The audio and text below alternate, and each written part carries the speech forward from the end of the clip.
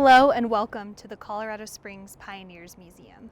Behind me is the beautiful historic 1903 El Paso County Courthouse, and all around me is Alamo Square Park. Inside of this building there are countless stories about our Pikes Peak regional history that take the form of exhibits. There's also marvelous architectural features that you can see. While the inside is pretty incredible and we hope you can come to see it, today we're going to make the argument that the outside is just as fascinating. We're going to consider this space as what we call a living landscape. All of the fabulous artwork throughout this area, the architectural features of the building, and of course the stories of the people that have walked through this very area have changed this space over time. We're going to look at how a community changes spaces to reflect their needs and values. Our story begins about 8,000 years ago. Archaeologists found evidence of humans in this area dating back to 8,000 years. Of course, many American Indian tribes have called this area home and continue to call this area home. Among them, the Ute, the Cheyenne, the Arapaho, the Comanche. Of course, this area has always been called a cultural crossroads. People have come from around the world to explore, trade, and eventually to settle. By 1871, the city of Colorado Springs was founded and settled officially. You can imagine this area as a dry, arid climate. None of the trees were around that you see today. The space has changed over time. We're going to look at how the space is a living landscape and how people have influenced what it is today. You are part of this story as you, whether you're here for a tour, a special event, or even just here for a family picnic, are imprinting your story on this landscape. The beautiful 1903 El Paso County Courthouse has so many stories to tell. Today we're going to explore some of the architectural features and stories and also look at the public art throughout this park. Thank you for joining us. When the El Paso County Courthouse opened in 1903, it was built to last. Of course, it's still here today. We know the courthouse was constructed between 1899 and 1903 and designed by an architect named Augustus J. Smith. Augustus used the Italian Renaissance Revival style. The building has had many different functions over the years. Its original intention was to serve as the courthouse, but it also functioned as the county morgue, the sheriff's office, and more. When deciding the location of the courthouse, there was quite a bit of debate. In fact, the courthouse was originally intended to be built in Acacia Park. Back then it was known as North Park. Of course, they decided to build it here, which is called South Park, today known as Alamo Square Park. Many different materials and textures were used to give the building a bold horizontal line, which distinctly separates the different levels, as you'll see. The foundation walls rest upon concrete footings made of a mixture of Atlas Portland cement, clean, sharp sand, and Ute Pass green sandstone, which was from a quarry near Manitou Springs. You'll see Platte Canyon granite was used for the facing up to the first floor, and lava rock for the first and second floors was mined from the Care Quarry near Howard, Colorado. You can actually compare this building to a cupcake. If you look towards the bottom, it's a bit simpler, and then as you get all the way up to the clock tower, it becomes progressively more elaborate. You'll also see featured 3 different orders of columns. Of course, there's Ionic, which have the simplest design, Doric, a little more elaborate, and Corinthian, which is just an explosion of design, and this is shown at the very top in the tower.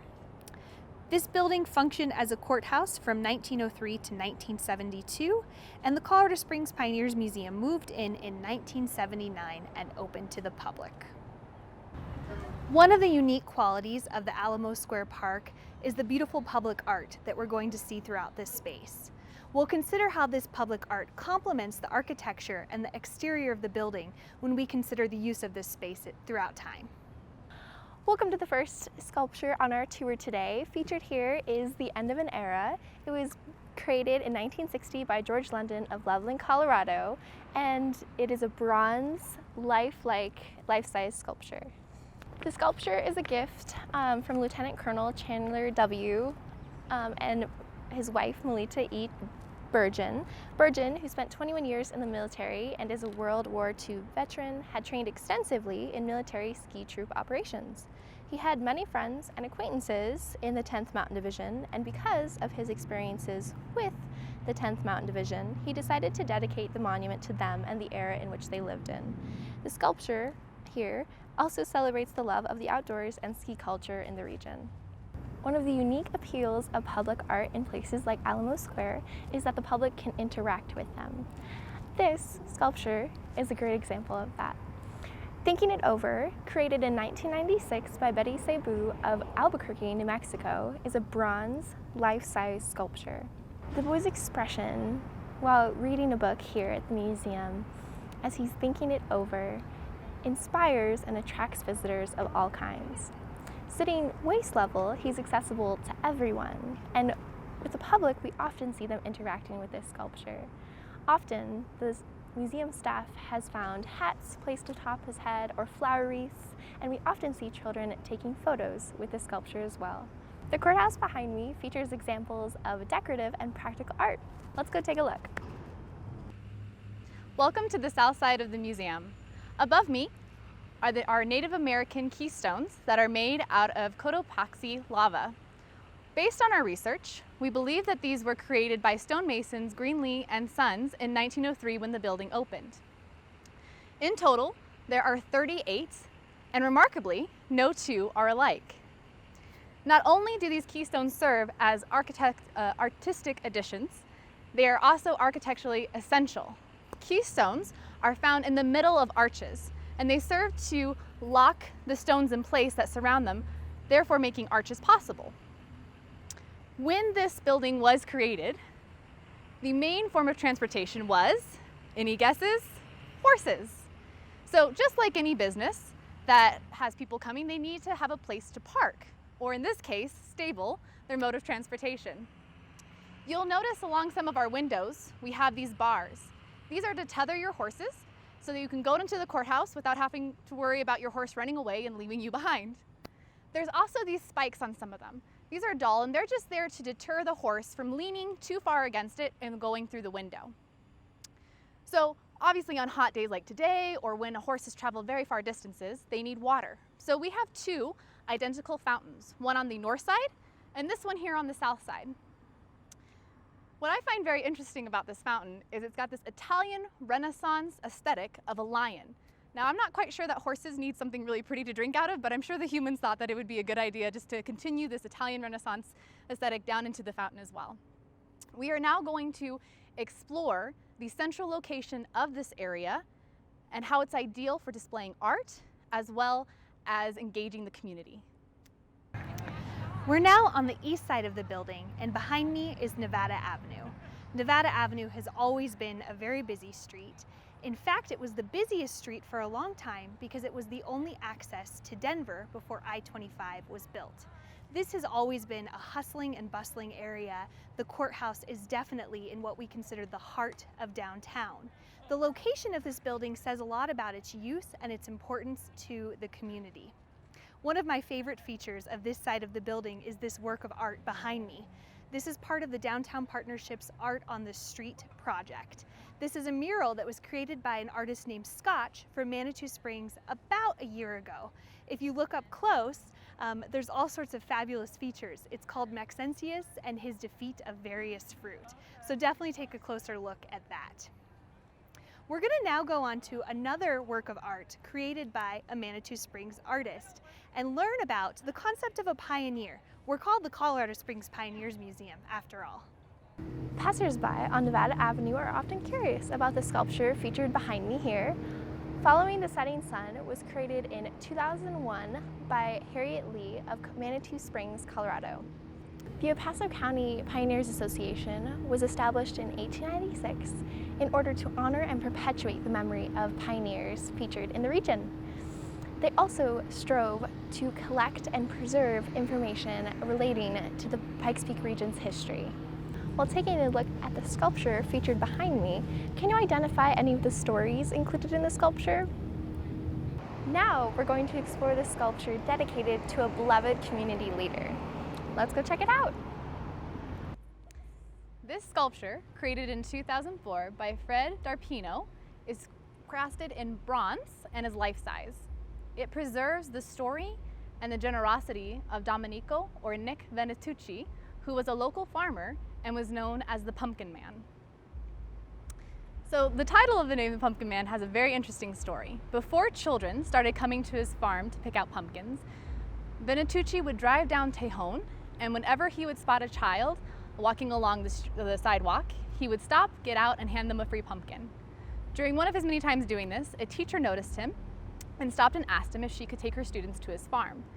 This then started the tradition of school groups going to the Venetucci farm to pick out their own pumpkin for free. During his lifetime, Venetucci gave away hundreds of thousands of pumpkins to children.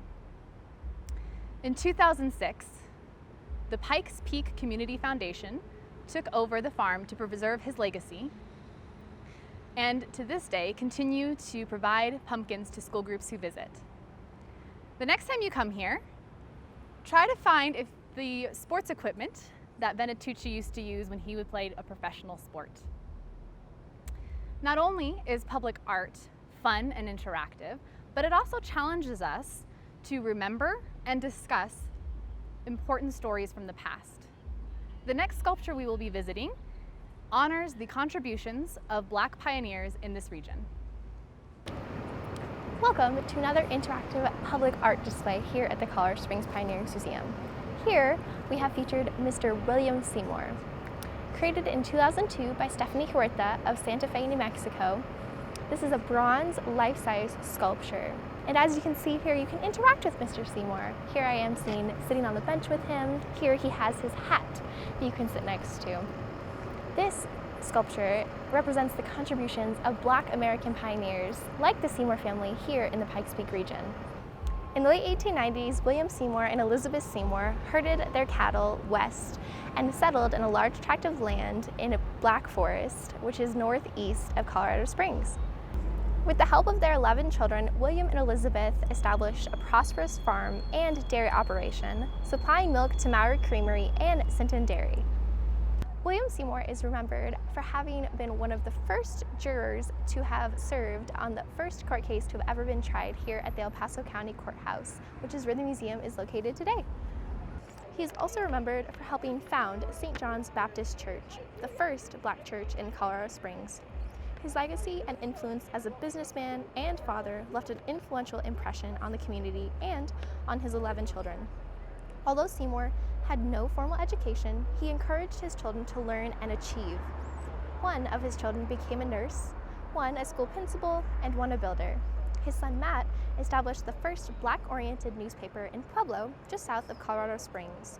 Consider, as you look at this sculpture, why it is important that we use public art to remember our community's past. This is our final sculpture, which is a depiction of Catherine Lee Bates in bronze life-size. It was created by John Laba of Omaha, Nebraska in 2001. Catherine Lee Bates is recognized for putting Colorado Springs on the map when she came out here to visit as a professor at Colorado College. While she was here, she was invited to travel to the top of Pikes Peak via mule. At the top, she was inspired by what she saw and wrote the poem, America the Beautiful, which is immortalized as the song you now know. Not only is she remembered for this poem, but she is also remembered as being a feminist, a lecturer, a scholar, and an author. Why do you think Catherine is facing Pikes Peak? Today we explored this area as a living landscape. We learned many stories of influential community members and explored how this space embodies community values. As we speak, the City of Colorado Springs is working to create a plan to update this space to make it more community friendly. However, they are making sure to honor the past while also looking forward.